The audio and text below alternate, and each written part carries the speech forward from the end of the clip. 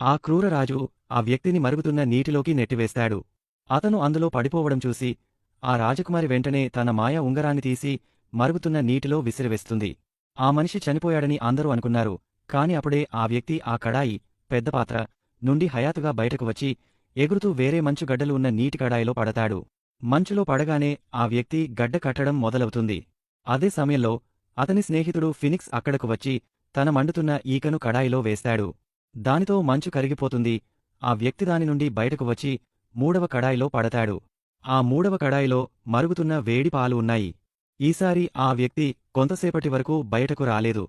ఆ మనిషి చనిపోయాడని అందరూ భావించారు. ఇది చూసి రాజకుమారి ఏడవటం మొదలుపెట్టింది. కొంతసేపు వేచి చూసిన తర్వాత అందరూ వెళ్ళిపోవడానికి సిద్ధమవుతారు. అదే సమయంలో ఒక అద్భుతం జరుగుతుంది. ఆకాశం నుండి ఒక మెరిసే ప్రకాశవంతమైన కాంతి కడాయి వైపు వస్తుంది. అది ఒక మాయా తెల్లని పువ్వు యొక్క కాంతి. ఆ పువ్వు కడాయి పైన తిరగడం మొదలుపెడుతుంది. తరువాత క్షణంలో ఈవాన్, ఆ వ్యక్తి, ఆ కడాయి నుండి బయటకు వస్తాడు. అతను ఇంతకు ముందు కంటే మరింత శక్తివంతంగా మరియు యవ్వనంగా ఉన్నాడు. ఇది చూసి రాజకుమారి ముఖంలో కొద్దిగా సంతోషం కనిపించింది. నిజానికి ఇది ఒక మాయా ఆచారం.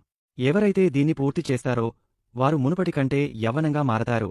దాని తరువాత రాజు కూడా ఆ మరుగుతున్న నీటిలోకి దూకుతాడు. కాని అతను బయటకు రాలేదు. కొంతసేపటి తర్వాత రాజు ఒక పెద్ద బెలూన్లో ఎగురుతూ బయటకు వచ్చి ఆకాశంలోకి